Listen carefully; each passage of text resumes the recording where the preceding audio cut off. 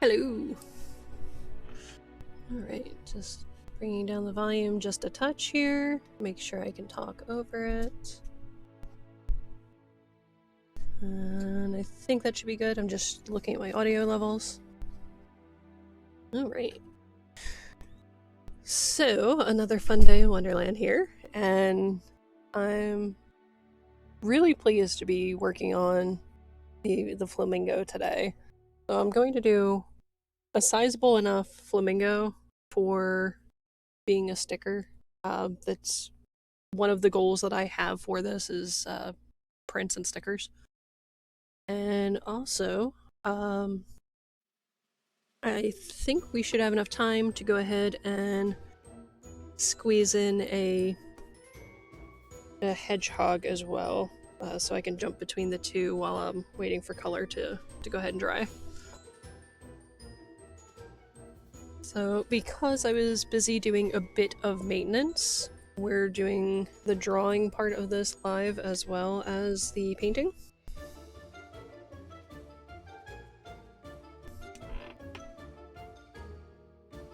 And we're going with yet another playlist that I have not listened to before. So I feel like this is a little bit busy for me.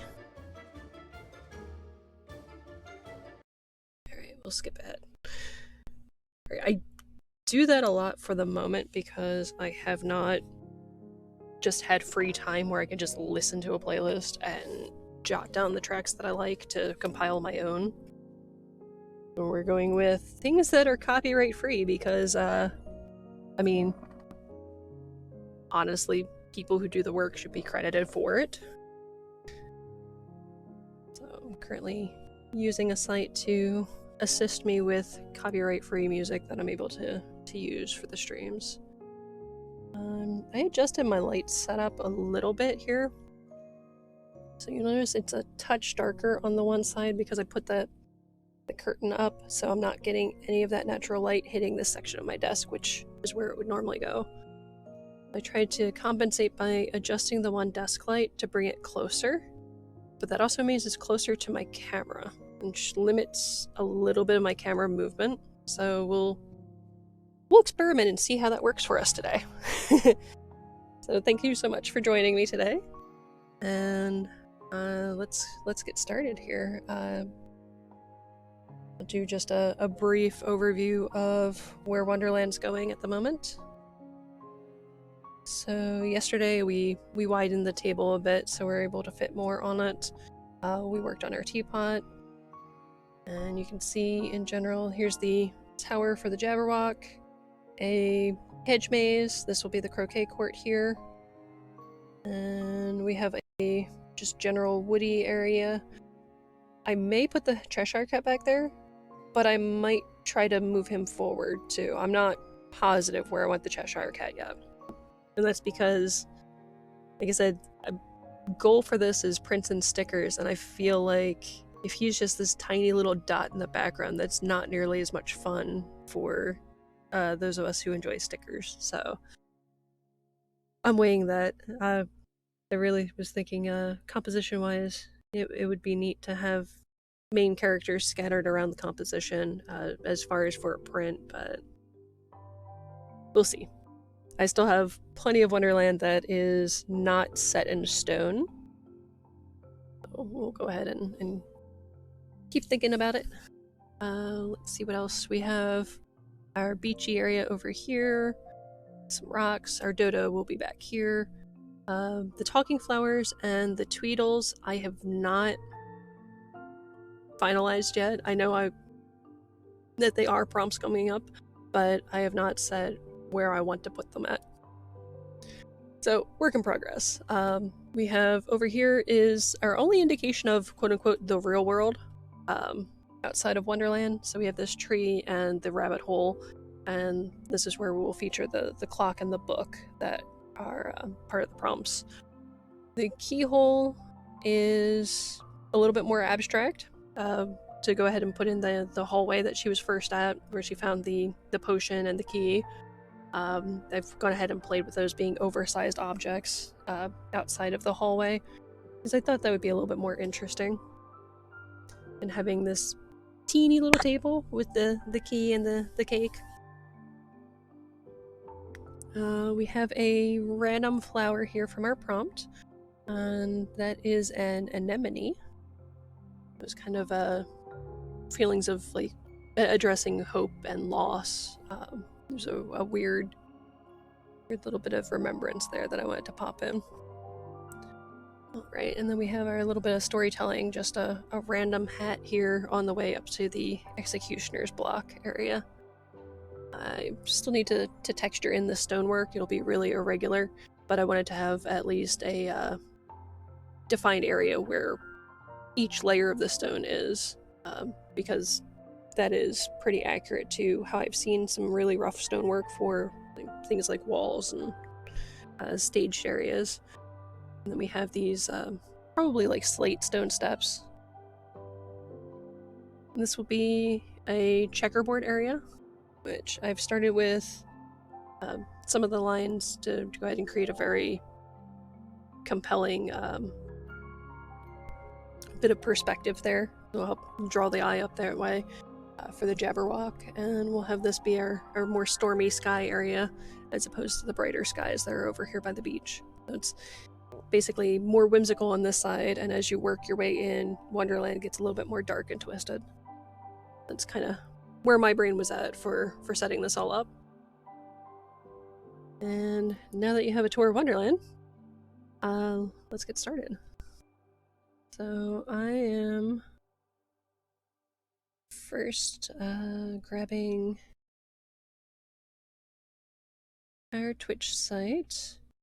My bitrate is a little funky for today. Hopefully that improves. I don't know why the network's decided to go ahead and dip right now. Hopefully it gets better as we go along. But if this stream winds up being broken into multiple parts because of the current Twitch profile that I have, I cannot upload videos. And my videos also expire after 14 days. Each video expires after 14 days of it being up. So at this point, we're going to have some videos start to go ahead and drop off, if not already, because we are on our 14th day. And what's going to happen with that is I'm going to keep posting the rest of the videos to the stream. So, those will keep being streamed live. But if you want to catch the whole series, YouTube is the place to go, because YouTube's not going to delete my stuff after a few days. They like to hold on to it. They want to circulate that. They like that content. They want to get eyeballs to it. So at any point, you can go to Red Persephone Art on YouTube. Once I hit so many subscribers, I will have a custom URL. Unfortunately, that's all work in progress, because you need to have your channel, I think it was 30 days old, and it was either 50 or 100 subscribers. I forget which milestone. Because I've just started streaming this month, we're very green. I'm still figuring out a lot of things as far as the whole process. So that makes life a little more interesting that way. So I'm just clearing a little bit of memory from my computer system itself, because the Stream Manager is still buffering, and I want to make sure that's not lag on my system's end. So if you're staring at a black screen, I am so sorry. I hope that you find my link to go over to YouTube. The videos from the live stream are premiered on YouTube at 4 p.m. every day. And there's no editing. So whatever happened with the stream, while I am streaming, I'm recording the video, which is what winds up going to YouTube. That's why even if there's interruptions in the network stream, you get a whole video that's a single piece in YouTube. Unfortunately, you'll hear me blathering a little bit about the network being a little funky once in a while. And that's just because anybody who's here live, if the stream is still picking that up, I want to make sure that those people watching us live are aware. So kind of weird speaking to people who are currently here and speaking to the people who see the replay. It's interesting. I probably sound like I am like a crazy person, but I don't know. Maybe it's just all painters are a little bit crazy. Right. So with this flamingo, I'm going to stop fussing about this stream being a little bit unstable, and we're going to move on to the drawing portion. I did go ahead and because it has been a while since I've read the book for Alice in Wonderland, and I'm lately a little bit more familiar with the movies, I did go ahead and just reread a little bit of a summation of the actual book. And that's because I like to stay close to the source material for that. And it sounds like we've lost our audio. I'm just double checking on our playlist. And that's buffering too, so I'm probably all over the place.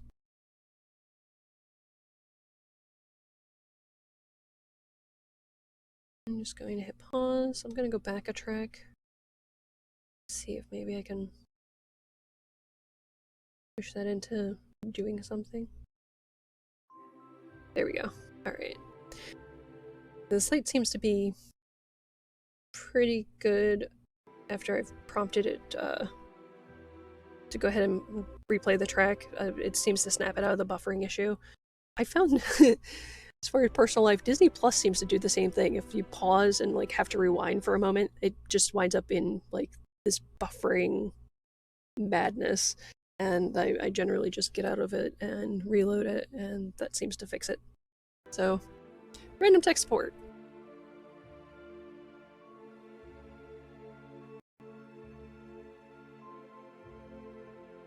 Yeah, it looks like this stream is going to be a bit choppy today. And that's okay. We're just going to work on what we can work on. I'm so sorry for those of you live that might not be catching me talking a whole lot. I'm kind of thinking with the Flamingo, what are we gonna do?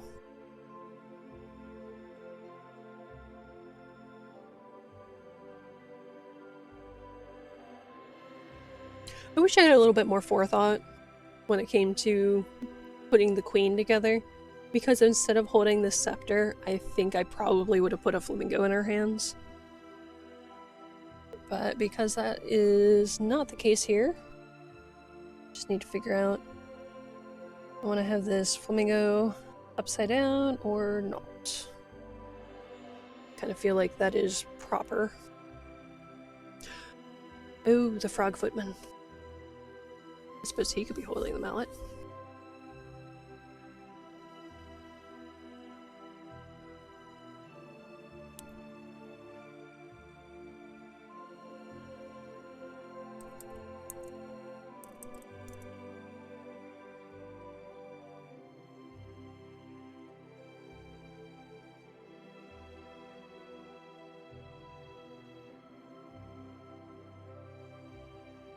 I really like the frog footman.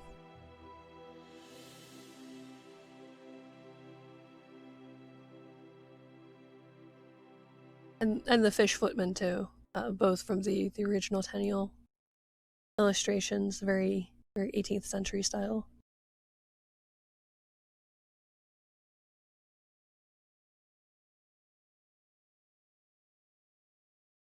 Now my debate is, do I want to go with the powdered wig, the whole 9 yards there, or do we want to go a little bit more modern like Burton?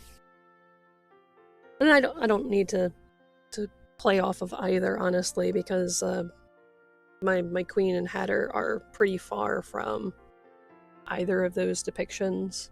The hatter doesn't have nearly as large of a head.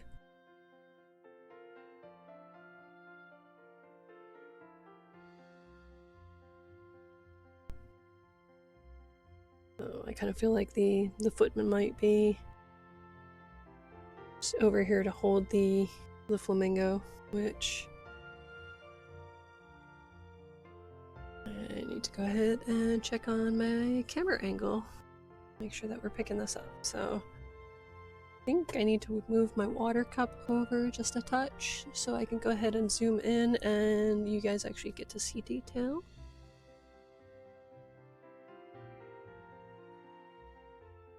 I don't know if this is annoying adjustments going on live as you're seeing everything. Actually, I have him currently up here.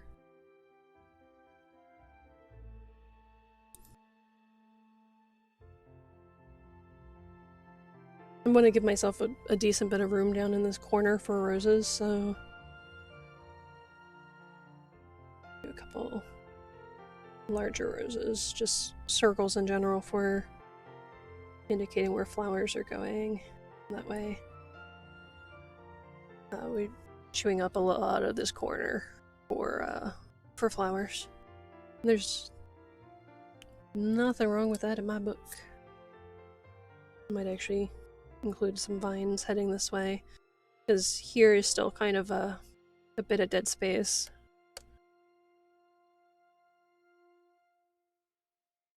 Now, I could extend the green from the Croquet court to come out this far.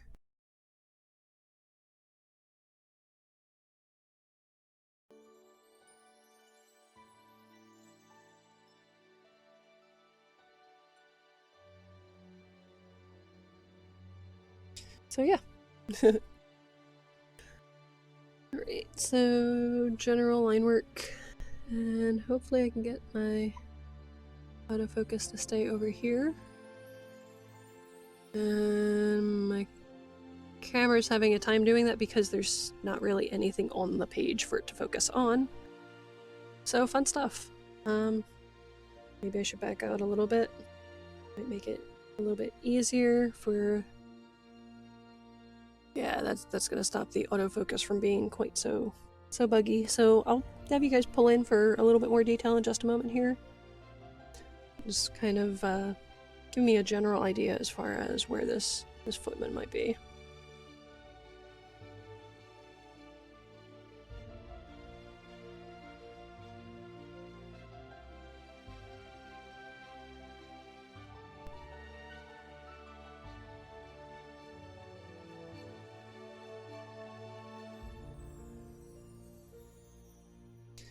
Now I'm kind of dressing the character as I sketch, which probably not recommended. I'm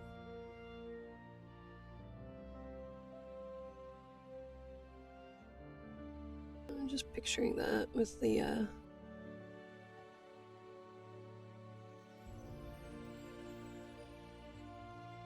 very proper little vest here. I think I might have made him a bit tall. Yeah, he is a little bit tall. We're gonna shorten the character a bit.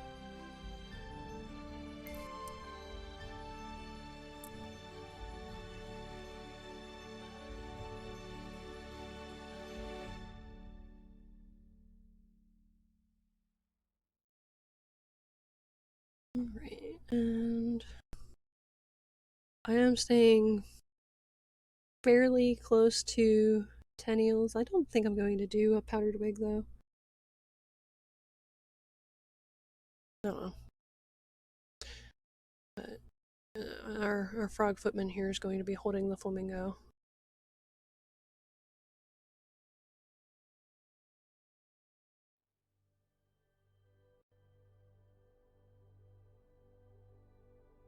Very proper in his breeches.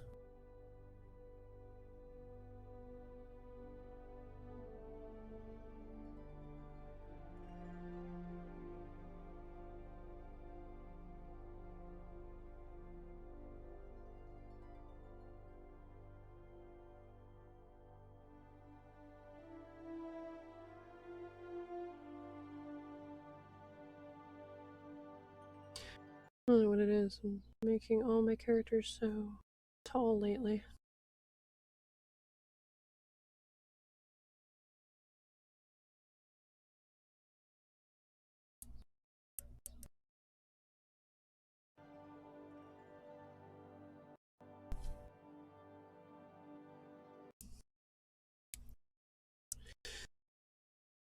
A lot of times when I'm working with no general references, I will go ahead and draw out the anatomy and then add the clothing. In this case, because I have a vague idea of a reference using the Tenniel illustration, that's where I'm kind of working on it as is.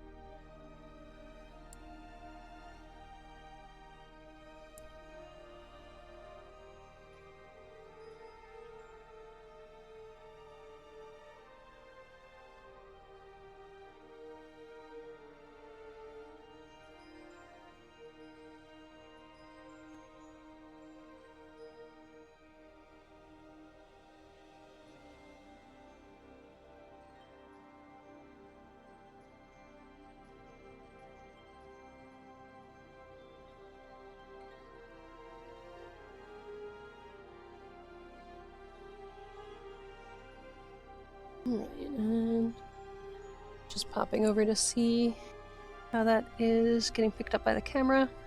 And that is not very well. See if I can get the focus to adjust now that there is something to focus on. Like, stop trailing down, you daffy autofocus.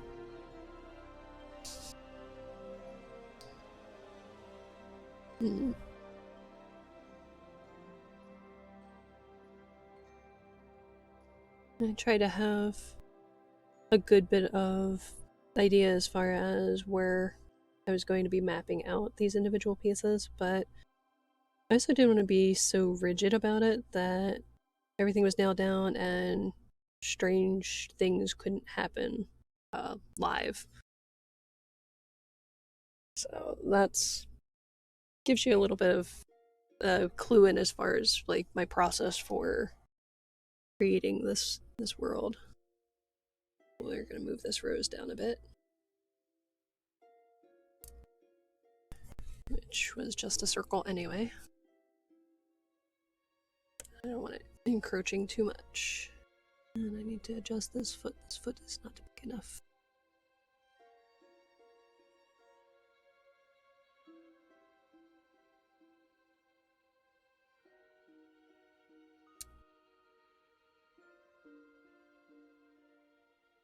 Right, and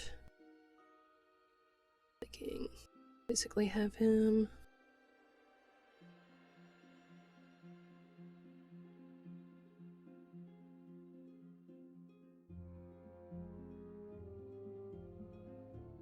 maybe legs this way for the flamingo.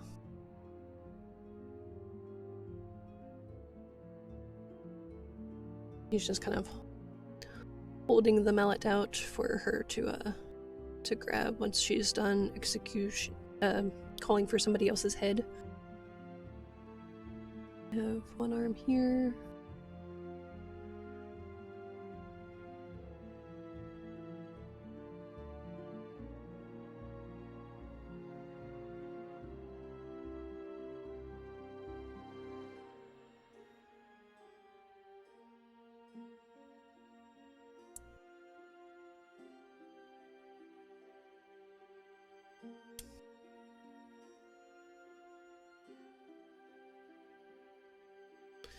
The flamingo's on the wrong angle.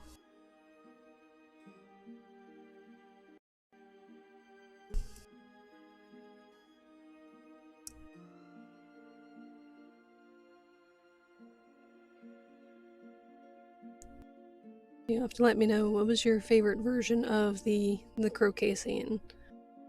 Movie-wise, TV-wise, or I should say TV movie-wise.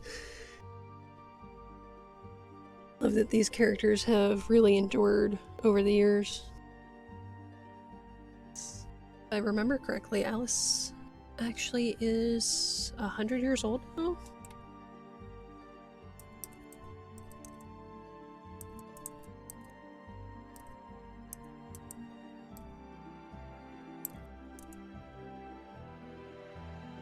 (1865). Wow.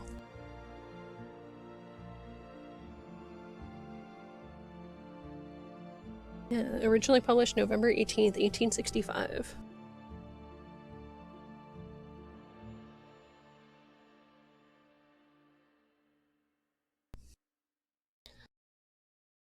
At the moment I'm trying to figure out a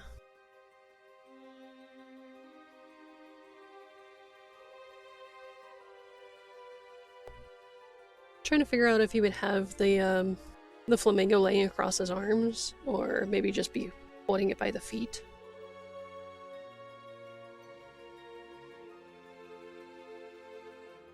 I think I'm going to move this arm down, and he'll be holding one of the hedgehog balls, and hold the flamingo in the other hand. So, tweaking, tweaking, tweaking.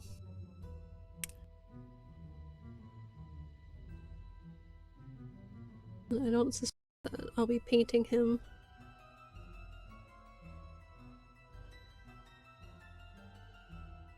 today. I'm just working on the footman to indicate where things are.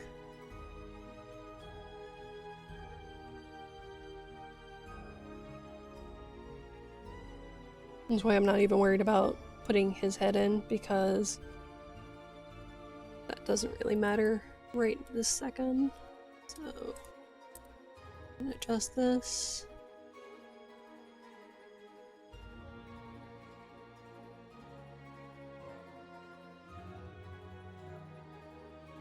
I just need enough to know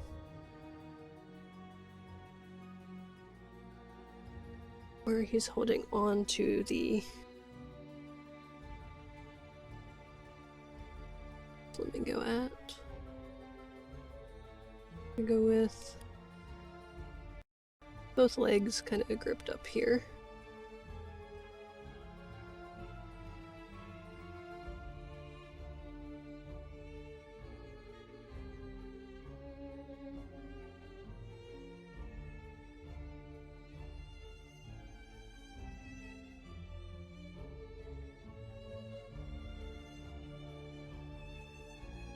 Alright, so let's bring that in.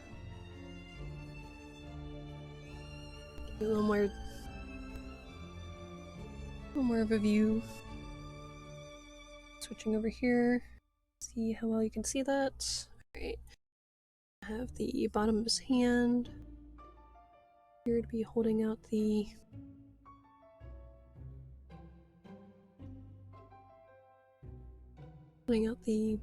hedgehog ball. It was a quick thumb check on my part. Whenever drawing hands, I want to make sure that the thumbs are on the correct side of the hand when they're holding their hand out.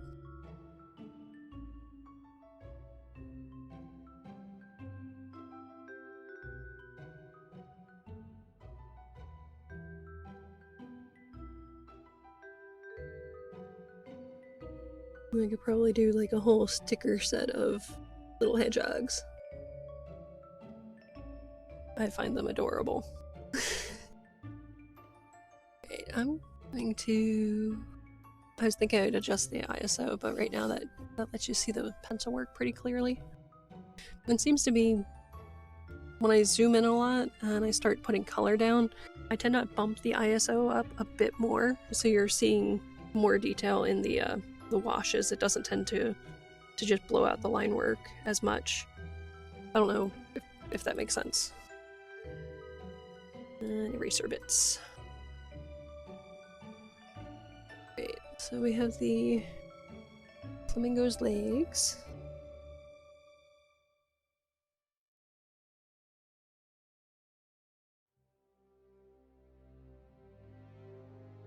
Flamingos have such awkward and long legs.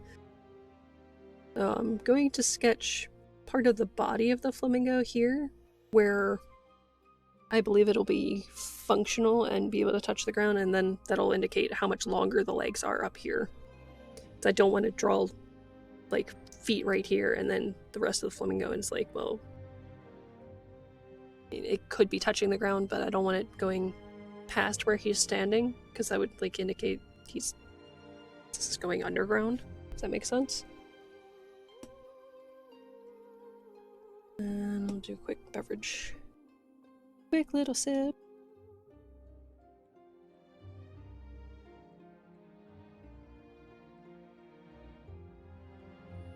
I'm big on trying to stay hydrated throughout the day in general. More of that should probably be water, but stuff happens.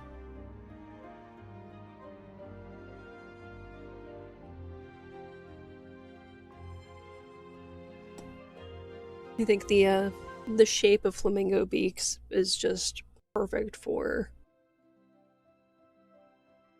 how they were considered to be flamingo mallets. Let's see. We'll have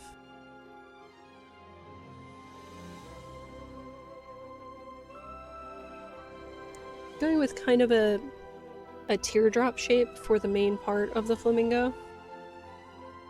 And I will actually be flipping this upside down for a moment just to check overall placement. Make sure that I have the shape correct, because I did not grab any references for this. And I mean, like if I want a general reference for something, a lot of times what I'll do is I'll go ahead and pop it into Photoshop or something and manipulate it to be how I need it.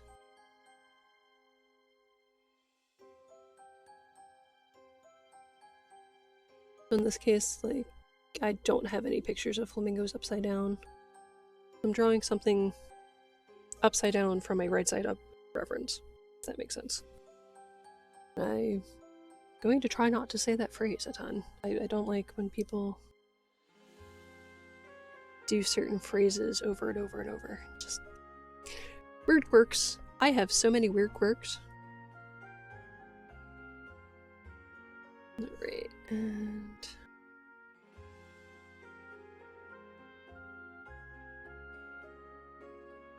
this probably needs to be up a little bit higher. And then we have the neck stemming from the front, which will make this look extra awkward. It's kind of like a ball-like area here. I think that's probably extra muscle support for the flamingo's neck along the spine,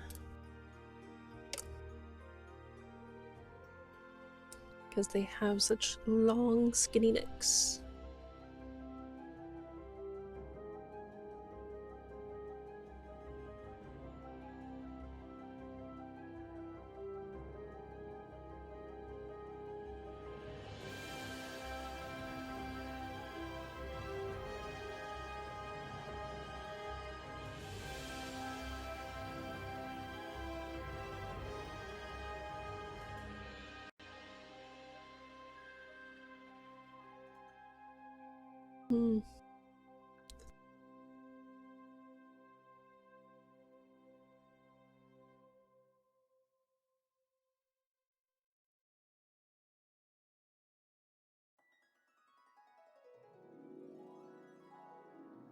It's been so long since I've done anything with a flamingo in it. A long time ago I made a gift for a friend of a pirate flamingo, of all things. And that was a sculpture. So he's got a little, probably 3-inch total flamingo with a little pirate hat, and I think I did an eye patch as well. This is going on like 12 years ago? Is it that long? Yeah, it's probably been 12 years. Jeez. Time gets so strange as you get older. Alright, we're actually just over the half-hour point. So not ideal. But I believe the painting part will go fairly quick because I think I'm going to start with dry brushing in color details and then some shadow, and then we'll glaze over top to go ahead and kind of unify the color of the flamingo. Looking at references, they vary from like corally, more red tones to pink. I think I might actually break out the quinacridone coral.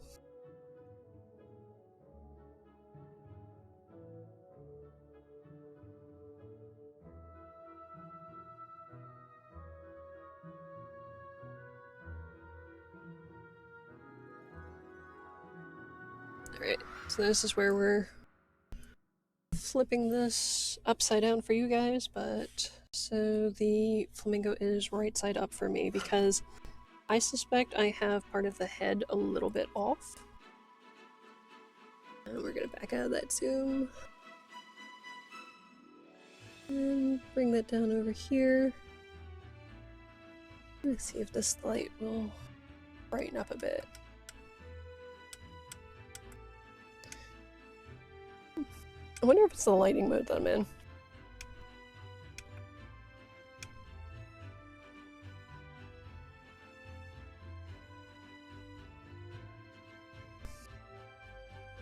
Alright, so, yep.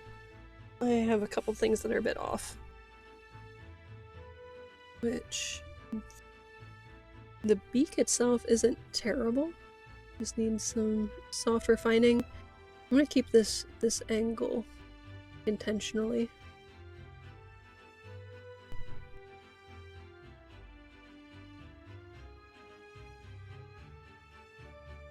The way it looks like I imagine the croquet ball would be getting hit with the front of the beak.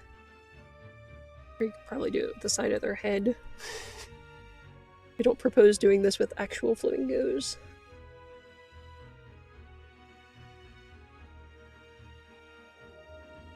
But yeah, the flamingo's head itself needs to be a little bit bigger. And to go ahead and slightly soften that transition down to the neck. Over here on this side, it seems to be a little bit more abrupt, which I had correct. We're just strengthening that line a little bit. Right, and adjusting this curve, which looks a little bit blocky.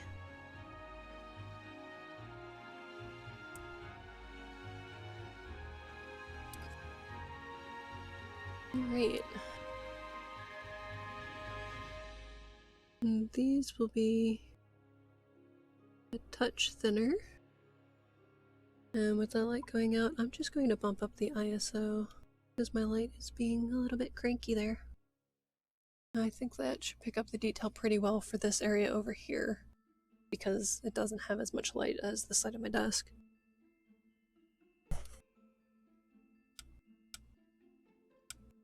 Sometimes it's like I could turn it up.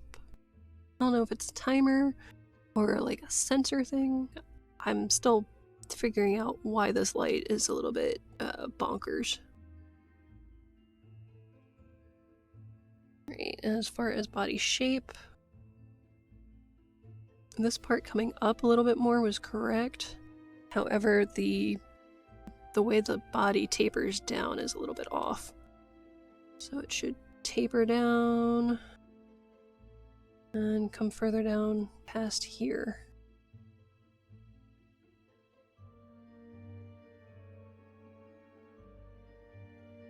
I'm trying to think with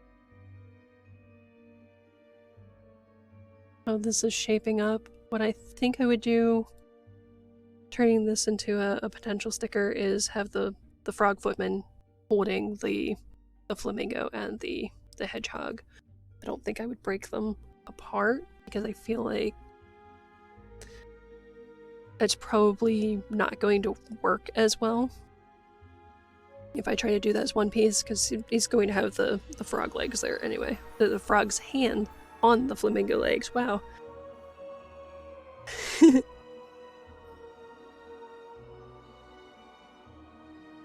And looks like these are about where the knees are. And give me just a moment while I sneeze.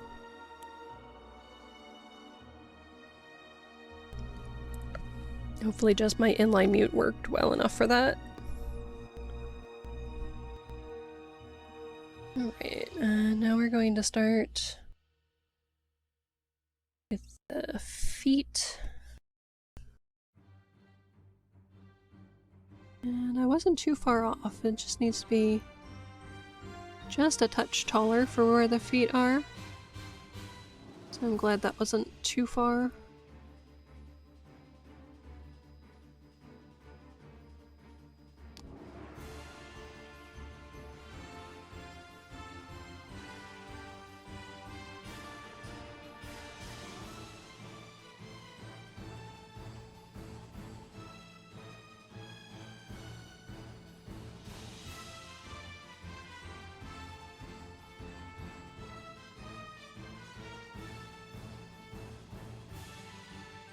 My feet are not big enough. I should say the flamingo's feet are not big enough. I feel like my feet are fine.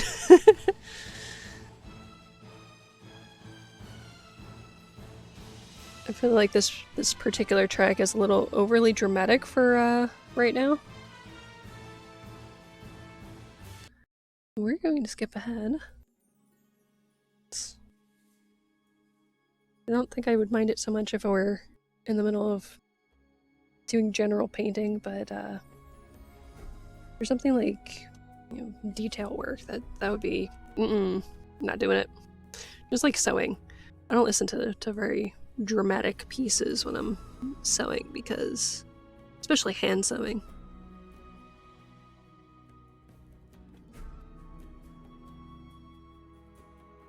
And the legs are... Oh, I'm sorry, the feet are about the same size as the flamingo head.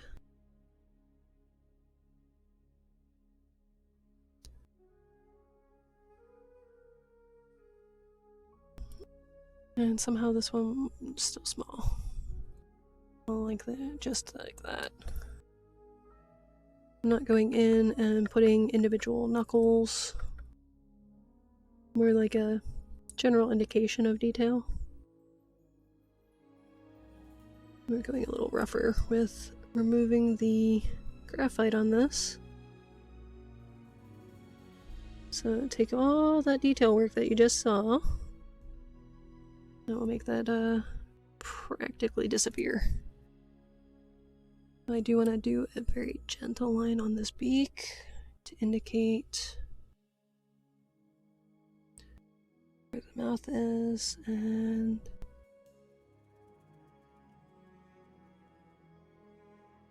where that black part of the beak is.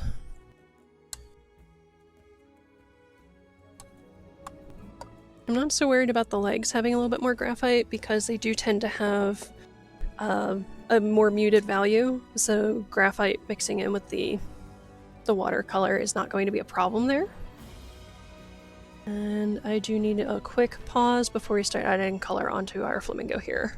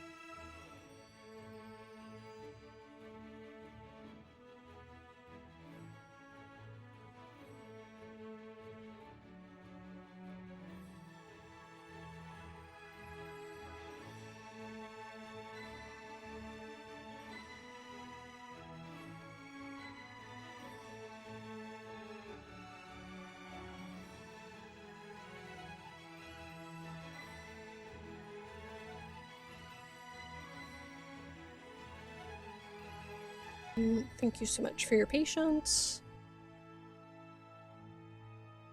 I'm back. Alright, that song's starting to taper off. Just checking on the next track.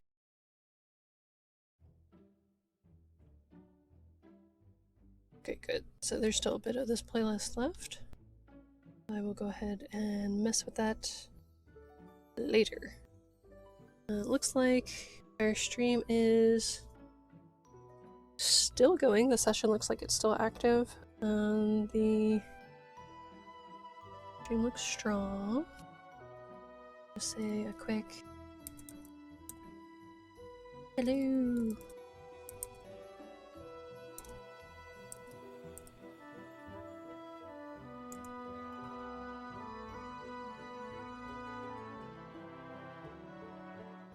Alright, so back to our Flamingo here.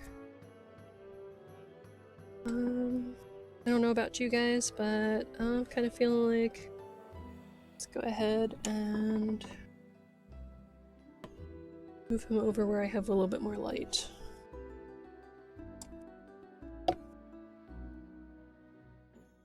Which means recentering the camera as well as I can.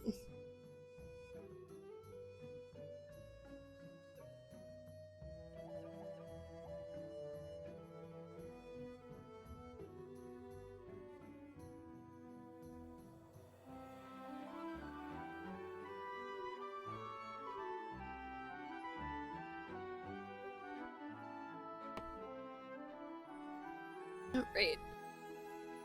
So like I said, color-wise, we're gonna go in with some quinacridone coral. And for shadows, probably going to stick with the neutral tint. Quinacridone coral is, I recall, PR209. And that is quinacridone red in some brand, but it does generally still have a coral tone to it, even though it's listed as a quote-unquote red. Coral is a really fun, kind of, I guess, a complicated color. And the reason why I phrase it that way is it's kind of pinkish, kind of reddish, kind of orangish. It's a really unique color. I just added it to my puddle of generally reds and oranges and pinks. I kind of have this in a random little spot going on here. And I can go ahead and throw some neutral tint over here if need be. So I started off with this being kind of a watery mix, but I'm blotting a good bit of this off of the brush. Generally blotting here, down at the belly of the brush. That's this part right before we get to the tip of the brush. So the rest of this, like where it gets wider and connects to the ferrule, it's generally called the belly of the brush. And that way I don't have too much color. I'm going to just kind of dry brush those streaks on. I probably could go a little bit more orangey with this color, but I don't want to be too far from some of the more pink variations either. So we're kind of straddling the middle, doing coral and pink for a lot of the accents.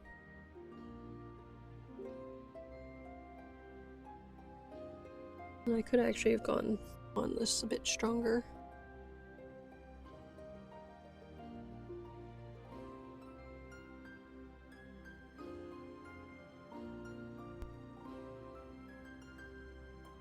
It seems to be more like little spots of the feathers tend to get a little bit darker, like around the tail. And then really around the head and neck areas also a little bit more saturated in color. This is a really dry mix at the moment. We're not getting so much of the feathery texture right now. I am letting the dry brushing hopefully imply some texture, but I'm not holding on to that as a reliable tone, so I'll probably do a texture pass later on. I did not really focus on the eye for the flamingo because they are so tiny. I'm going to try to just leave a little bit of area. Go ahead and dot that in.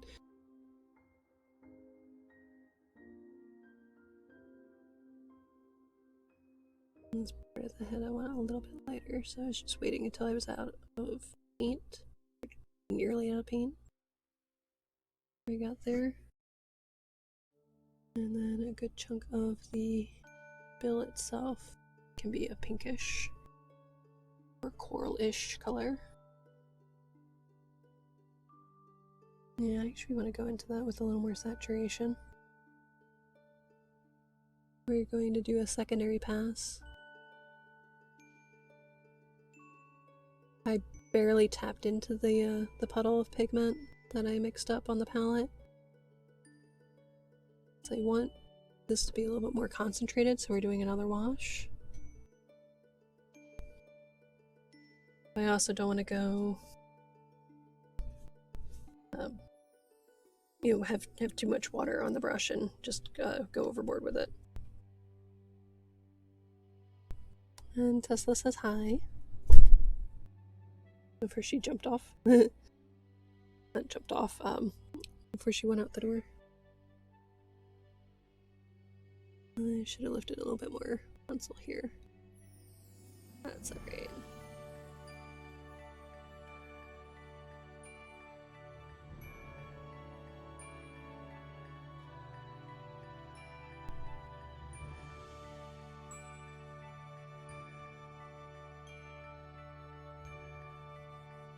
I'm just very gently tapping this color on.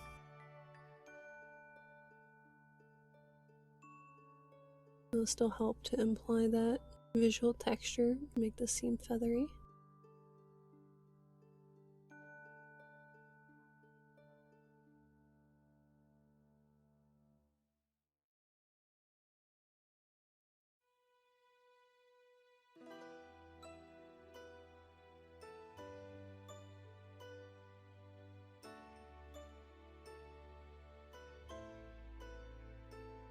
Right. And then I'm going to just leave it as, oh, not leave it, grab just a touch more of that pigment over here from that puddle of quinacridone coral, and going right into our neutral tint to go ahead and just do a little pocket of mixed color. And the legs go almost a purpley tone from how much they're muted. Right now I'm a little stronger on the coral side because I could just do another wash later.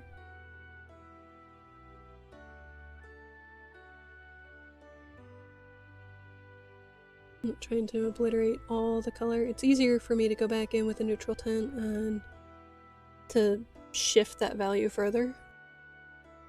I'm not worried about it.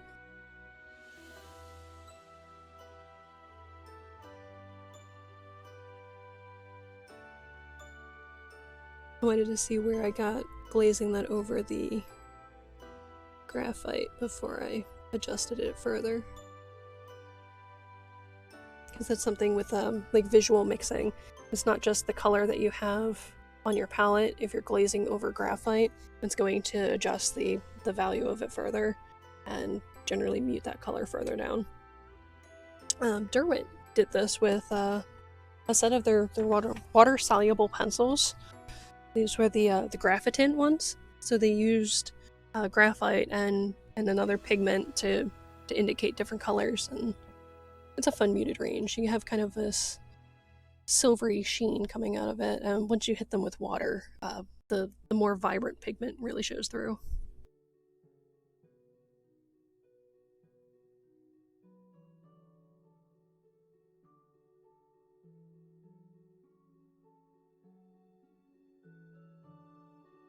Alright, so that should be heading towards dry-ish. I'm going to tilt that a little bit more pink using the probably the Quin Rose from M. Graham. So I am going with the warmer tones. The Quinn Rose from Daniel Smith is a lot cooler. That's not where I'm really heading. So some of this painting process was to help me with trying to decide which reds I tend to go for more frequently. And so far, it hasn't helped at all with narrowing that down. I'm definitely one of those people I'm finding that likes to have that specific shade for whatever I'm working on. I don't know if this has been a helpful exercise for me or not, as I've been painting with this palette and trying to figure out which red I want to have on it. And it's just like, I kind of want all of them. And seeing the impact of that Quinn Rose on the palette next to the Quinn Coral that I have mixed up. Realizing that it's nice to add a little bit more depth to a spot on the Flamingo. So I went with that over here. And then I'm drawing out just an area that I'm going to thin out with a little bit more water.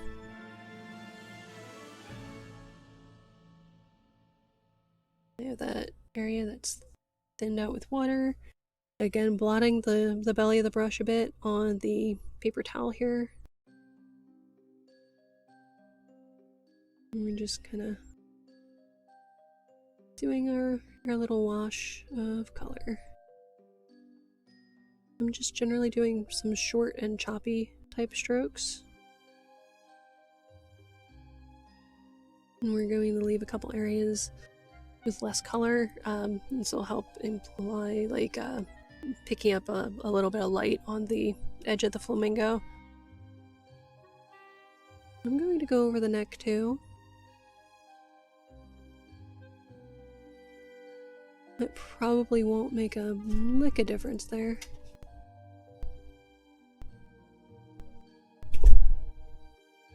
I just want to have these two colors kind of muddled together a bit.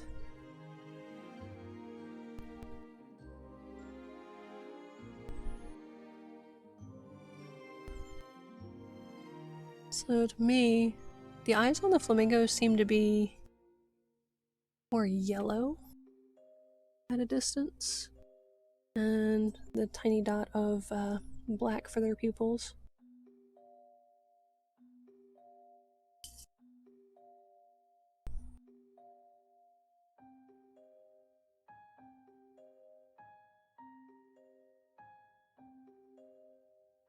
So what I'm currently doing is I'm grabbing our little strip here and just seeing what I think of using sepia for that dark area on the beak, because I do want to keep with warm tones.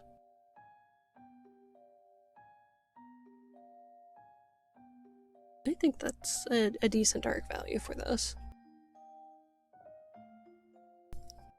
I'm trying to avoid neutral tint for some of the black areas to make sure that there is also like other colors coming through visually.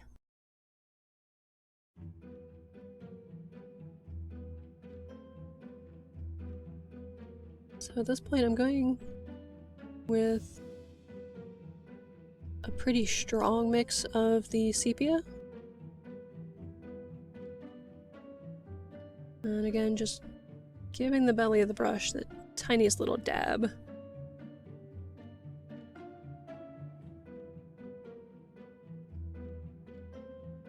And this is going to indicate a subtle line on the beak itself. Try to get the autofocus to come in over here.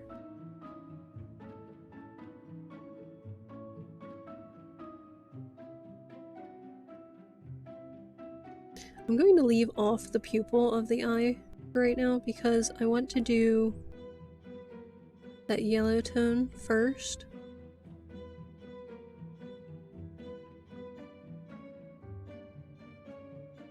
I might give that a good chance to dry before I'm adding that finer detail. Even though this is a really small area, I'm actually really happy with that sepia here. You don't have to use sepia for this. If you had a more limited palette and you have neutral tint, since we were already using that to neutralize the legs, I would recommend to just keep going with that. You can mix that up to a stronger strength, and you can add in a little bit of whatever you're using for like a brown or an orange to keep that a little bit on the warm side, or use one of your warmer reds too. So either way. It's weird. I have this thing about looking at other artists' palettes and kind of figuring out how they're using the colors that they pick, because color is really personal. So that's been an interesting adventure. Right, so as far as flamingo eyes, there's such tiny little specks, but they are fairly bright yellow. So I'm going to grab a little bit of my Hansa Yellow Medium. That's the bright yellow that I use on this palette. So Quinacridone Gold would do the same thing. If you're using it in a pretty light glaze, it'll still be a fairly bright yellow. I don't know if any of this detail is actually making it through. I don't know if that's detectable from this distance, but it's there.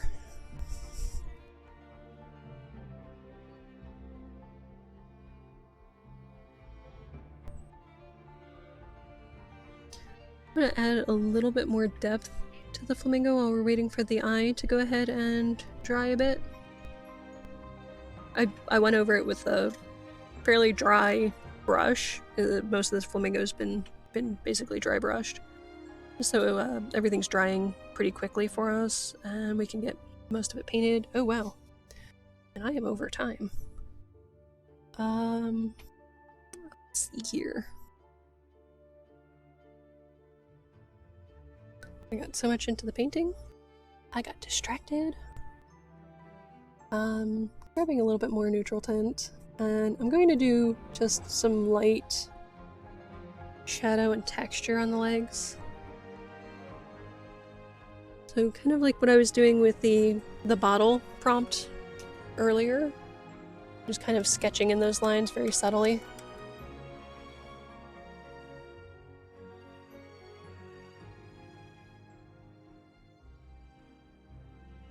And what that's going to do, for one, it's going to visually darken this area. And it's going to help mute that color down further to where I wanted it to be. And basically it's just the very tip of the brush, tap, tap, tap, tap, tap. Just enough for the tip of the brush to be bending against the surface of the paper. And I also did a line to help indicate a little bit of shadow and form. And over here, these are so tight together, you're probably not going to pick up any of that detail anyway.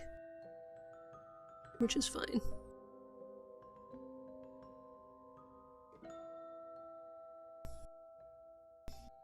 Alright, and I do want to add a couple more spots of color on the feathers. I'm seeing here on the underbelly that there's generally a little bit more variance there. So, still blotting the belly of the brush, grabbed a little bit of the quinacridone coral.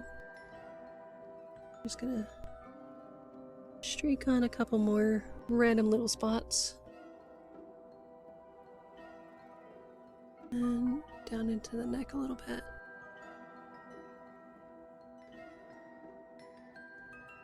And a touch on the side here, again implying form. We're kind of using this as a combination of value for conveying form as well as coloration.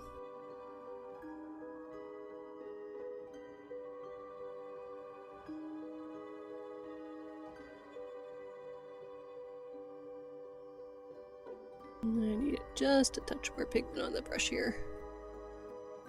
Going really dry. I don't need to blot it because I didn't go back to the water.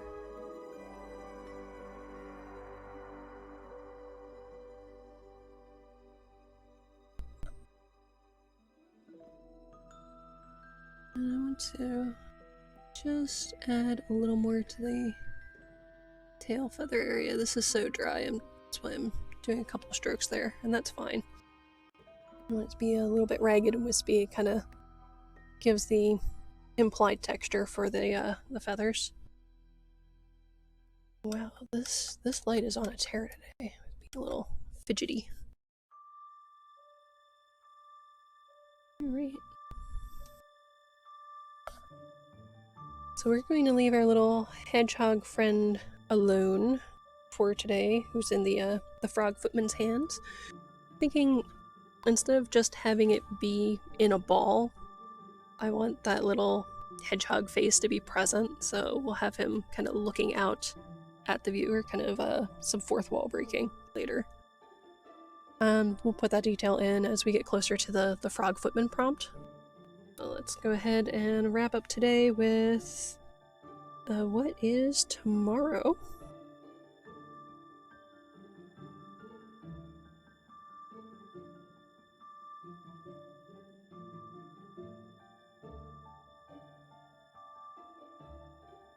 Alright, and tomorrow is creature, which the creature of my choice for the Wonderland prompts is the Jabberwock.